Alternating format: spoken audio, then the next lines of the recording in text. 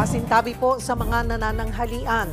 Viral ang post ng isang netizen tungkol sa nirefill na galon ng inuming tubig na nadiskubring pinamamahayan na pala ng itlog ng ipis. Para bigyan ng mukha ang balita, Mobile Journal, Jazz Paredes. Naisipan mo na bang i-check ang gripo ng inyong galon? Baka may namahin na palang insekto dyan. Nakakadiri at nakakakilabot itong shinare ni Mami Christine sa Facebook. Ang gripo ng galon ng tubig pinamahayan ng itlog ng ipis? May nalaglag dun sa baso, isang pirasong itlog. Nagiinuman din po yung mga kasama ko, nakapagtimpla na ng juice. Sinilip ko yung takip, yung mismong takip muna, yung malaking takip. Sabi ko may isa doon, may isang piraso. Wala namang itlog doon sa mga tubig.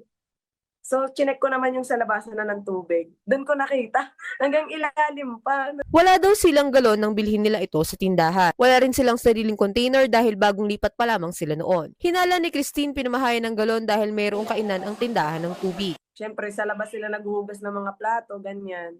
Kaya parang prone din talaga sila sa doon, ipis. Hindi naman namin nakalain na hahantong pati sa tubigan. Nakapag-usap naman daw sila sa tindahan at binalik ang maruming galon. Pero mula noon, sa water stations na may seal ang galon na lamang sila bumibili. Good move yan, sabi ni Doc, dahil magkakasakit talaga sila pag nagtuloy-tuloy yan. And this can result in a condition called gastroenteritis. Pwede tayong magkaroon din ng mga parasites, mga bulate or worms. Paalala na rin ni Doc, linisin ang mga water container at itaas dahil pwede itong madapuan ng insekto kapag nasa lapag. Before and after na bubuksan natin ang mga gripo ng water container na to, silipin nating mabuti. Pwede nating linisin ng alcohol or alcogel. Kung tayo naman ay bumibili ng tubig sa mga water supplier, silipin din natin kung maganda at malinis ang kanilang pasilidad. Pwede rin daw pakuluan muna ng 5 minuto ang tubig bago inumin para makasiguro.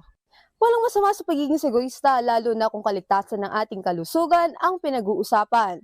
Mobile Journal, Jazz Paredes po, hatid ang mukha ng balita.